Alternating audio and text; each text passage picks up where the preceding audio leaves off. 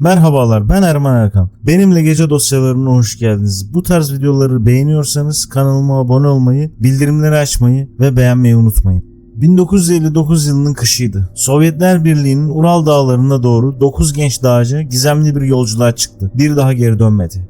Çadırları içeriden yırtılmış halde bulundu.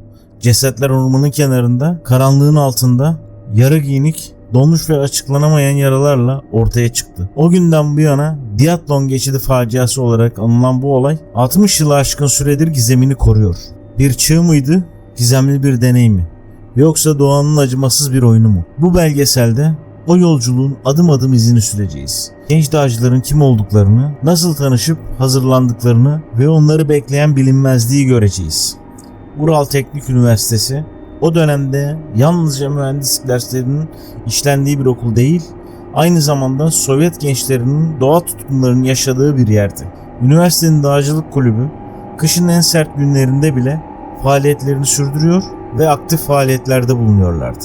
İşte Dyatlov grubu da burada tanıştı. Onlar daha önce birlikte yürüyüşe çıkmış, kamp ateşi etrafında şarkılar söylemiş, fırtınalarda omuz omuzla direnmişlerdi.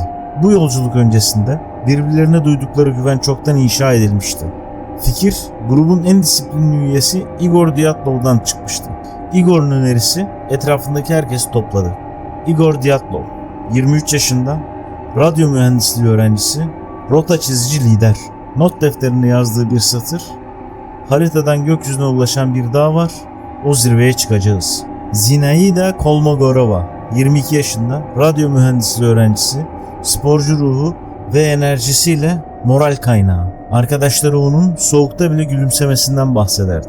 Lyudmila Dubinina, 20 yaşında, ekonomi bölümü öğrencisi, fotoğrafçılık tutkunu ve kamp düzeni sorumlusu. Günlüğünde aynen şöyle bir not vardı: bugün ışık güzel olursa fotoğraf çekeceğim. Rustem Slavedin, 23 yaşında, makine mühendisliği öğrencisi, atlet ve dayanıklı yürüyücü. Alexander Kalivadov, 24 yaşında, fizik öğrencisi, sakin ve hesapçı. Kriz anlarında soğukkanlı biri. Yuri Doroshenko, 21 yaşında, radyo mühendisliği öğrencisi, cesur. Daha önce bir ayı saldırısından kurtulmuştu. Ateş yakmak ve güvenlik ondaydı. Yuri Kravanishenko, 23 yaşında, neşeli şakacı. Günlüklerde onun esprilerinden ve kahkahalarından sıkça bahsedilir. Nikolay Tibobinyum, 24 yaşında, inşaat mühendisliği öğrencisi. Fiziksel gücüyle yük taşımada önde. Seymen Zolotaryov, savaş gazisi, grubun en yaşlısı. Tecrübesiyle gençlere güven verdi. Günlüklerinde yazdıkları satır: soğuğu hafife almayın. Planlar titizlikle yapıldı. Çadır, uyku tulumları, battaniyeler, kayak takımları, soba, balta, testere, haritalar, pusula, defterler, fotoğraf makineleri, yiyecekler, ekmek, kurutulmuş et, tahıl, şeker, çay. Her çanta 30 kilo olacak şekilde dolduruldu. Yük taşıma adil bir şekilde dağıtıldı. Fazla yiyecekler ve eşyalar dönüş için rotanın ortasında bir noktaya bırakılacaktı. Igor günlüğünde yazmıştı: "Biz ay sonrası etaplardan fazla yükleri bırakacağız. Geri dönüşümüz zor olacaktır ama bu denge şart." Görevler belliydi. Igor rotada lider, Zolotaryov tecrübeyle rehberlikten, Dubinina yemeklerden, Doroshenkov ateşten, Kravanishenko da moralden sorumluydu. Masaya serilen haritada ince çizgilerle belirlenen güzergah şöyleydi: trenle İvdil, kamyonla Vijay köyü, medeniyetin son noktası, oradan kuzeye kayaklarla, orman vadileri, yüksek yayla ve son hedef Otörten Dağı, Holat Çahil üzerinden. Ve her kamp noktası deftere işlendi. İlk gece dere kenarı, ikinci etap yayla düzlüğü, nihai etap geçidi ve zirve hattı. Henüz yola çıkmamışlardı ama masa üzerindeki o haritalarda çizilen her hat onların kader yolunu belirliyordu. Sverdlovsk tren istasyonunda kara bulutlar ağır ağır gökyüzünü kapatıyordu. Buharlı trenin uğultusu genç dağcıların kalp atışlarıyla birleşiyordu. İşte burada üniversitenin dar sınıflarında başlayan hayal gerçek bir maceraya dönüşmek üzereydi. Igor Dyatlov önde, elinde onaylanmış bir rota kitabı. Onun ciddiyeti arkadaşlarının yüzlerinde bir güven ışığı yakıyordu. Çantalar omuzlara çektiğinde bu yalnızca ağırlık değil, aynı zamanda sorumluluk, hayatta kalma sorumluluğu. Tren kuzeye doğru giderken camlarda görülen manzara karla kaplı sonsuz bir boşluk.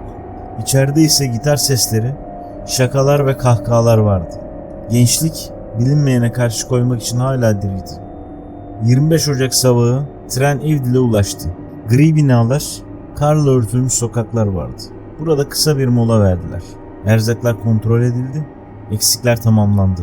Grup ağır yüklerini indirip tekrar düzenlendi. Igor Dyatlov haritayı açıp bir kez daha kontrol etti. Zayina da kamp düzeni üzerine notlar aldı. Kimin hangi sırayla nöbet tutacağını belirledi. Dubinina yiyecekleri bölüştürdü. Hangi gün hangi miktarda tüketileceğini deftere yazdı. Slobodin ağır eşyalarını, soba, çadır direklerini gibi taşınmasını üstlendi. Ivdil son medeniyet havasını soldukları yerdi. Buradan sonrası Taynaga'nın sessizliği olacaktı. Kasabadan sonra kamyona bindiler. Yıpranmış, frenleri zayıf bir kamyon.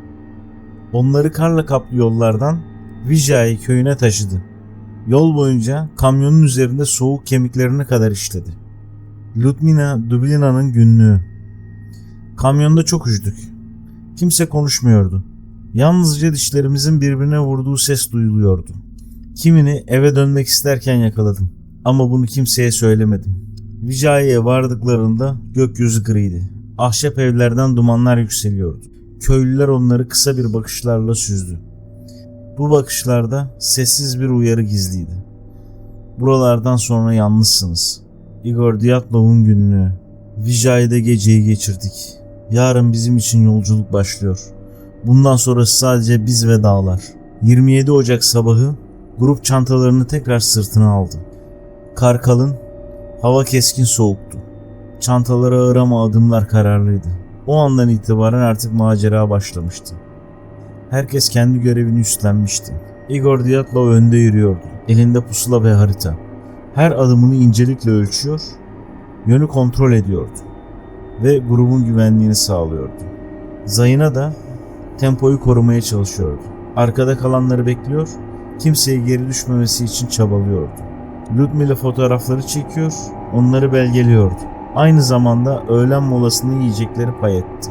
Rüstem çadır direklerini ve sobayı taşıyordu. Yorulsa bile bunu belli etmiyordu ve yükünü asla bırakmıyordu. Alexander kayak kayışlarını kontrol etti, ekipmanlarının sağlamlığını denetledi. Darashenka ilk ateşi yakmak için odun topladı. Krovonishenka şakalaştı ve herkese moral verdi. Nikola testereyi ve baltayı taşıdı. Kamp kurulurken en ağır işleri o üstlendi. Semyon rüzgarı kontrol etti. Kamp yeri seçiminde tecrübesiyle öne çıktı.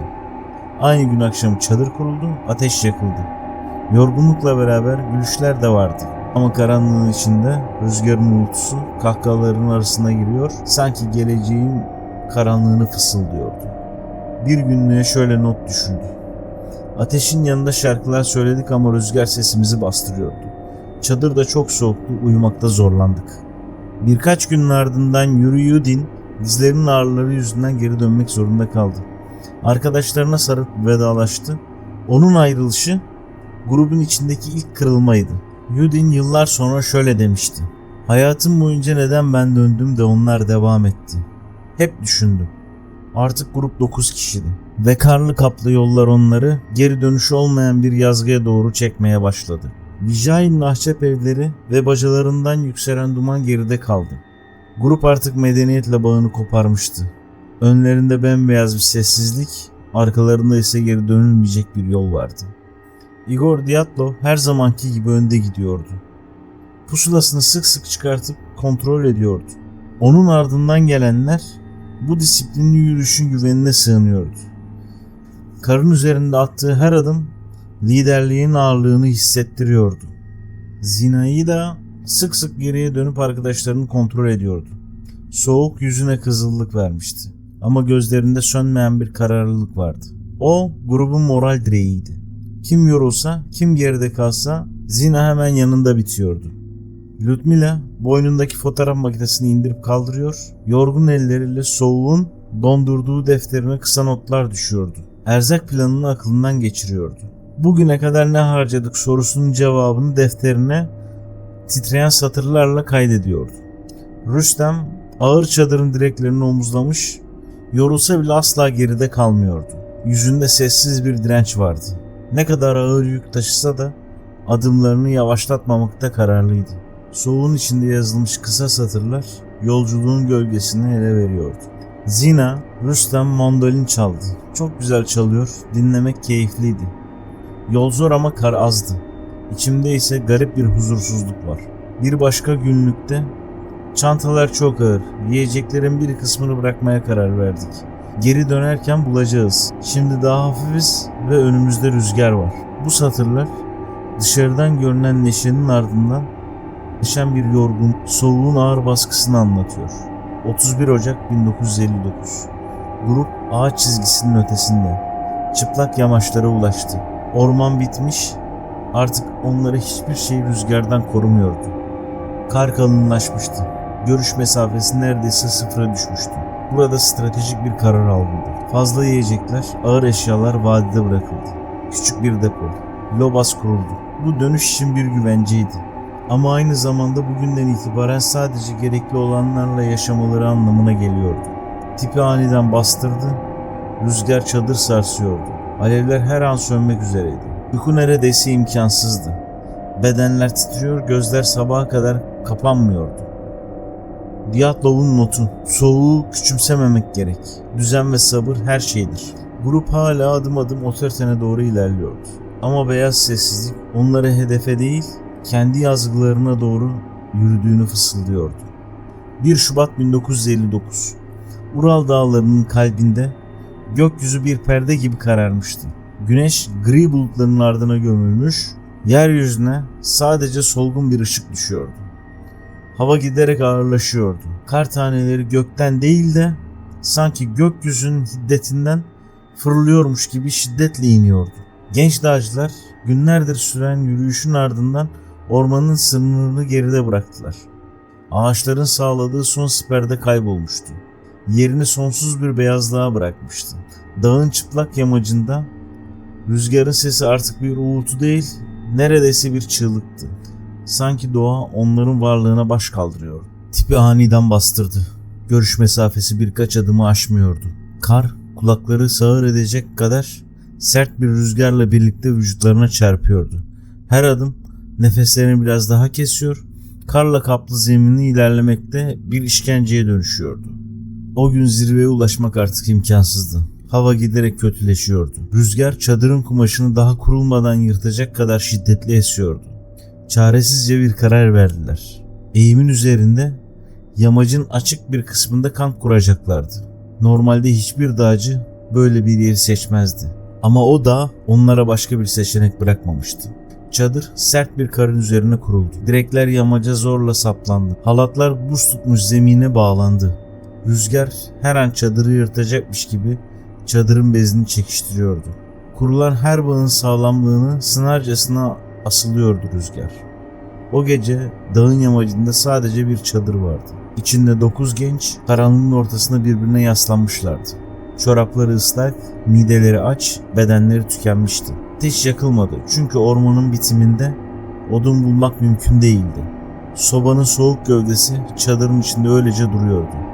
Soğuğun ortasında tek bir ısı kaynağı birbirlerinin nefesleriydi. Çadırın içinde konuşmalar kısa ve cılızdı. Rüzgarın uğultusu her sesi boğuyor, sessizlik geri dönüyordu.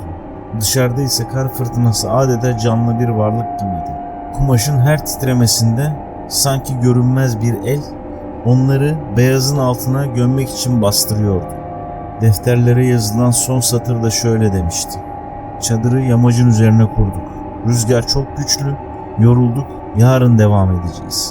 Ama o yarın hiçbir zaman gelmedi.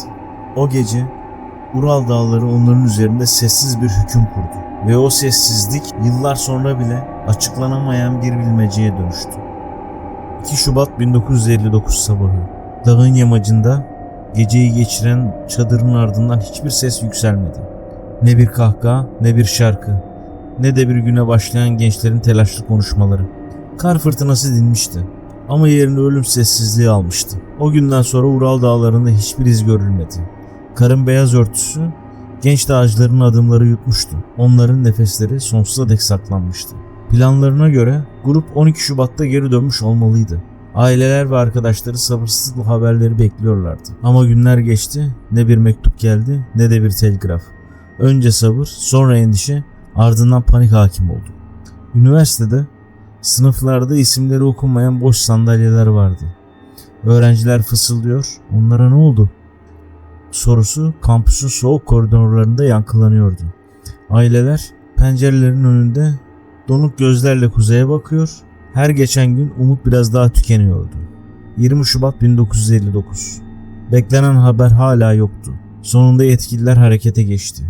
Gönüllü öğrenciler, öğretmenler, askerler ve kurtarma ekipleri bir araya getirildi. Arama çalışma başlatıldı. Ama doğa sırrını saklamakta kararlıydı. Kar fırtınaları hala devam ediyordu. İzleri siliyordu. Kaybolan 9 genç sanki dağın içine çekilmiş gibiydi. Ural dağlarının ardında sadece bir coğrafya değil, uğursuz bir bilmeceye dönüşmüştü. Bir çadırın içinde başlayan sessizlik, bütün Sovyetler Birliği'ne yayılacak, yıllarca süren bir sırrın ilk işaretleri olacaktı. 12 Şubat 1959, Dyatlov grubunun geri dönmesi gereken bir tarihti. Ama kampüste ne bir telgraf ulaştı, ne eve dönen gençlerin sesi. Günler geçti, sessizlik büyüdü, aileler telaşlandı, sonra üniversitede fısıltılar çoğaldı. Sonunda ailelerin ısrarı ve öğrencilerin baskısı sonucu 20 Şubat'ta yetkililer resmi kayıp başvurusu yapıldı. İlk arama ekipleri Ural Politeknik Üniversitesi'nde gönüllü öğrenciler ve öğretim üyelerinden oluşuyordu. Fakat işin ciddiyeti ortaya çıkınca kolluk kuvvetleri devreye girdi. Sovyet polis birimleri ve İçişleri Bakanlığı yetkilileri bölgeye gönderildi. İvdil ceza kampından hapishane muhafızları aramaya katıldı. Yerel mansiye avcıları arazi bilgisinde ekiplere destek verdi. Soruşturmayı yürütmek üzere savcı Lev Ivanov gönderildi. Arama alanına ulaşım karadan zordu. Askeri uçaklar ve helikopterlerle ekipler bölgeye taşındı. Artık amaç Ural Dağları'nın beyaz sessizliği içinde kaybolan 9 gencin izini bulmaktı. 26 Şubat 1959. Öğrencilerden oluşan bir arama ekibinde yer alan Mikhail Sharavin yamacın üzerinde karla örtülmüş bir karartı fark etti. Yaklaştığında bunun bir çadır olduğunu anladı. Çadır karın altına gömülmüştü. Üstü rüzgarlarla yırtılmış gibiydi. Ama dikkatle bakıldığında kumaşın içeriden kesildiği ortaya çıktı. İçeride sanki hayat donmuştu.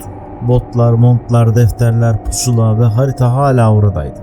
Birçoğunun giysileri çadırda kalmış, sahiplerini aceleyle dışarı çıkmış gibiydi. Dışarıda önünde başlayan ayak izleri yalın ayak, tek çoraplı ve tek ayakkabılı şeklinde ormana doğru gidiyordu. Ayak izlerini takip eden ekip çadırdan yaklaşık 1,5 kilometre uzaklıkta ormanın kenarında dev bir Sibirya çamının altında durdu. Orada küçük bir ateşin kalıntıları ve yanında 2 donmuş beden vardı. Yuri Dereshenko ve Georgi Kriveshenko. Üzerlerinde yalnızca ince iç giysileri kalmıştı. Ayakkabısızlardı. Çıplak ayakları buzla kaynamış, bedenleri karın içinde kas katı olmuştu. Çam ağacının dalları kırılmış, kabukları soyulmuştu. Belli ki yukarı tırmanıp kuru dal koparmışlar, ateş yakmaya çalışmışlardı. Ellerinde yanık ve kesik izleri son ana kadar hayatta kalma mücadelesi verdiklerini gösteriyordu. Ama doğa galip gelmiş, küçük ateş sönmüş, 2 genç buz gibi sessizliğe gömülmüştü. Aynı gün arama ekibi çadır ile ormanın arasındaki hattı taradı. Orada 3 ceset daha buldu. Igor Dyatlov, Zinaida Kolmogorova ve Rustem Slobodin. Her biri farklı mesafelerde çadıra doğru yönelmiş halde bulundu. Igor yüzüstü yatıyordu. Elleri sanki sürünerek ilerlemeye çalışmış gibiydi. Zayena da kolları öne uzanmış, son bir hamle çadıra varmaya çalışıyormuş gibiydi. Rüstem'in kafatasında çatlak vardı. Ve o da sanki çadıra sürünerek ulaşmaya çalışıyormuş gibiydi. Onların bedeni rüzgarın acımasızlığı ve soğuğun katılığıyla taşa dönüşmüştü. Ama hala 4'ü kayıptı. Aramalar haftalarca sürdü. Kar fırtınaları izleri sildi. Vadiler sessizlikle doldu. Ta ki bahar gelip karlar eriyene kadar. 4 Mayıs 1959. Ormanın derinliklerinde bir dere yatağında 4 beden bulundu. Ludmila, Nikolay, Alexander ve Semyon. Onların durumu daha da korkunçtu. Nikolay'ın kafatası çatlamıştı. Alexander, Semyon'un göğüs kafesi sanki bir dev kütle tarafından ezilmiş gibiydi. Ludmila'nın yüzünde yumuşak doku kaybolmuştu ve dili yoktu. Ve bazılarının üzerinde diğer arkadaşlarına ait giysiler vardı. Hayatta kalmak için ölenlerin kıyafetlerini kullanmışlardı. Bu travmalar basit bir çığ veya düşme için fazlasıyla şiddetliydi. Olay yerini inceleyen savcı Lev raporuna şu cümleleri yazdı. Ölümler güçlü ve olağanüstü bir kuvvet etkisiyle meydana gelmiştir. Ama bu kuvvetin ne olduğu asla açıklanmadı. Bölgede polis memurları, askerler ve Munsi avcıları her gün rapor tuttu. Milistia subayları cesetleri kayıt altına aldı ve askerler bölgeyi koruma altına aldı. Ancak çadırın içeriden kesilmiş olması, yarı giyimli bedenler, açıklanamayan travmalar hepsi doğa yasalarıyla çelişiyordu. Sahada bulunanların çoğu yıllar sonra bile gördüklerini açıklayacak kelime bulamadı. Dyatlov geçtiğinde yalnızca kar, soğuk ve ölüm yoktu. Aynı zamanda akılla açıklanamayan bir bilinmezlik de vardı. Toplam 9 genç aynı dağın yamacında farklı noktalarda bulundu. Kimisi ateşin yanında, kimisi çadırına dönmeye çalışırken, kimisi derin bir vadinin içinde, farklı şekilde ama aynı trajedinin gölgesinde yaşamını yitirdi. Ve Dyatlov geçidi o günden sonra yalnızca bir coğrafi nokta değil, tarihin en büyük gizemlerinden biri oldu. Dağdan indirilen cesetler Sverdlovsk otopsi masasına yatırıldı. Doktorlar tarihin en gizemli dosyalarından birine imza atacaklarını bilmiyorlardı. İlk bakışta ölüm sebebi ortaya çıktı. Hipotermi. Ama otopsi raporları ilerledikçe sıradan bir soğuğun ötesinde akılları açıklanamayacak bulgular da ortaya çıkıyordu. 9 kişiden 6'sının ölüm nedeni soğuk olarak kayda geçti. Doroshenko ve Krivanishenko bedenleri yanık izleri taşıyordu. Küçük ateş etrafında donarak ölmüşlerdi. Dyatlov, Kolmogorov ve Slovadin çadıra dönmeye çalışırken soğuk ve yorgunluğa yenik düşmüşlerdi. Üzerlerinde ciddi dış yaralanmalar yoktu. Ama Slovadin'in kafasında küçük bir çatlak vardı. Araştırmacılar bunun düşmek mi yoksa başka bir darbe mi kaynaklandığını asla açıklayamadılar. En çarpıcı bulgular ormanda dere yatağında bulunan 4 kişiydi. Nikolay, Ludmila, Semyon, Alexander. Nikolay'ın kafatasında ağır darbeyle parçalanmıştı. Ludmila göğüs kafesi ezilmiş, ayrıca yüz dokularında ciddi bir kayıp vardı. Dili yoktu. Semyon'un göğüs kafesi sanki dev bir basınç altında kalmıştı. Alexander'a daha az belirgin travmaya sahipti ama yine de soğuk ve darbenin birleşmiş etkisiyle ölmüştü. Adli tıp uzmanları bu yaralanmaların bir araba çarpmasına eşdeğer kuvvet gerektirdiğini rapor etti. Ancak şaşırtıcı olan şuydu. Dışarıda ciddi kesikler, morluklar ve ciltlerde açıklanamayan izler yoktu. Yaralar içten geliyordu. Göğüs kafesi içeriden parçalanmış, kafatası sanki dev bir basınçla ezilmişti. Otopsi raporlarında bazı giysilerinde yüksek oranda radyasyon tespit edildiği yazıyordu. Özellikle Ludmila ve Alexandra'nın giysilerinde ölçülen seviyeler normalin çok üstündeydi. Bu bulgular yıllarca sürecek komplo teorilerinin kapısını araladı. Askeri deney mi? Gizli bir nükleer test mi? Yoksa dağın bilinmeyen bir etkisi mi? Ludmila'nın dilinin kaybolmuş olması, Alexander'ın gözlerinin olmaması ve bazı yumuşak doku eksikleri soruşturmanın en tartışmalı noktalarıydı. Resmi raporlarda bu kayıplar cesetlerin uzun süre kar ve su altında kalmasından kaynaklandığı yazsa da bu açıklama kimseyi tatmin etmedi. Savcı Lev Ivanov raporunda şu ifadeyi kullandı. Ölümler güçlü ve olağanüstü bir kuvvetin etkisiyle meydana gelmiştir. Bu ifade Sovyet belgelerinde nadiren görülen bir teslimiyetti. Soruşturmayı yürüten yetkililer bile ne olduğunu bilmiyorlardı. Dosya kısa sürede kapatıldı. Olay olağanüstü doğal güçlerin sonucu olarak kayda geçti. Ama halk için, aileler için, bilim insanları için gerçek hiç bu kadar belirsiz olmamıştı. Neden çadır içeriden kesilmişti? Neden montlar içeride bırakılmıştı? Neden bazıları donarken diğerleri dev bir kütlede ezilmişti? Neden bazı giysilerde radyasyon vardı? Bu soruların hiçbir zaman cevabı bulunamadı. Dyatlov geçidi artık sadece bir coğrafya değil, insan aklının sınırlarını zorlayan bir bilmeceydi. Soğuk, açlık ve doğa, evet, bunun ötesinde bir şey daha vardı. Ne olduğunu kimse bilmiyordu. Dyatlov geçidi faciası yalnızca 9 gencin trajedisi değil, aynı zamanda onlarca yıl boyunca çözülmeyen akıl almaz bir bilmeceye dönüştü. Otopsi raporları kapatıldıktan sonra sessizlikle beraber söylentiler yayıldı. Her yeni bilgi, çelişkili detay yeni bir teoriyi doğurdu. En çok dile getirilen açıklama çığ oldu. Yamacın üzerindeki çadır küçük bir kar kaymasına maruz kalmış olabilir miydi? Çadırın içeriden kesilmesi panikle kaçışa işaret ediyordu. Donmuş bedenler çıplak ayakla ormana koşan gençleri gösteriyordu. Ama burada bir sorun vardı. Çığ izi yoktu. Çadır kısmen açıktaydı. Kar altına gömülmemişti. Bedenlerin bulunduğu noktada tipik çığ hasarları görülmüyordu. Bu yüzden çığ açıklaması şüpheyle karşılandı. Bir diğer teori de bölgedeki askeri faaliyetlerin üzerindeydi. O dönemde Ural Dağları gizli silah test alanlarına yakın sayılıyordu. Bazı tanıklar gökyüzünde parlak küreler yani ışık topları görüldüğünü iddia etti. Giysilerdeki radyasyon izleri nükleer deneme ihtimalini gündeme getirdi. Bu iddiaya göre gençler yanlış zamanda yanlış yerdeydi.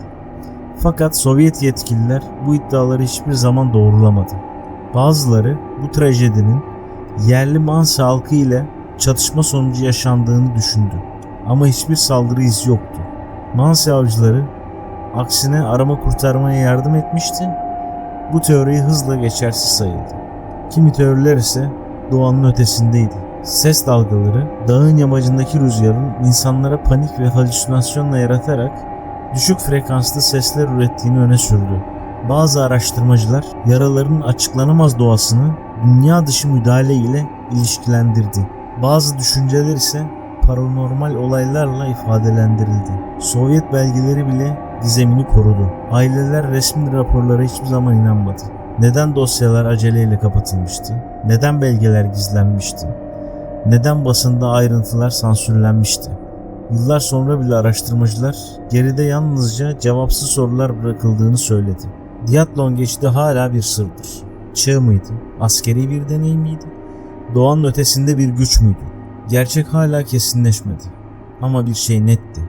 O gece Ural Dağları'nın yamacında 9 genç olağanüstü bir gücün kurbanı oldu.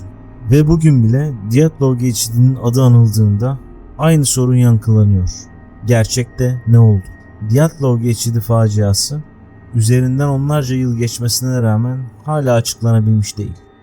9 genç dağcı Sovyetlerin gölgesinde kayboldu. Geriye yalnızca donmuş bedenler, kesilmiş bir çadır ve açıklanamayan izler kaldı. Aileler yıllarca cevap aradı. Arkadaşları mezar taşlarının başında neden sorusunu sormaktan vazgeçmedi. Resmi kurumlar dosyayı olağanüstü kuvvet ifadesiyle kapattı. Ama bu ifade gerçeği açıklamaktan çok uzaktı. Araştırmacılar hala dosyayı inceliyor. Bilim insanları farklı teoriler sunuyor. Belgeselciler hala bu trajediyi yeniden aydınlatıyor. Ama asıl gerçek o yamacın buz tutmuş sessizliğinde saklı duruyor. Diatlov geçidi vakası tarihe şu sözlerle kazındı. Gerçekte ne oldu? Belki hiçbir zaman öğrenemeyiz. Ama bu trajedi yalnızca kayıpların hikayesi değil, insan cesaretinin, doğanın gücü ve bilinmeyenin gölgesinde kalmış bir sırdır. 9 genç hayallerini dağın yamacında bıraktı ve o hayaller bugün hala rüzgarla beraber Ural Dağları'nda dolaşıyor. Diatlov geçidi. 9 genç sonsuza dek karların altında kayboldu. Resmi raporlar olağanüstü bir kuvvet dedi. Ama o kuvvetin ne olduğunu kimse açıklayamadı. Bugün hala aynı soruyla gökyüzünde yankılanıyor. O gece Ural Dağları'nda gerçekten ne oldu? Sizce bu gizemin ardında ne var? Çığ mı?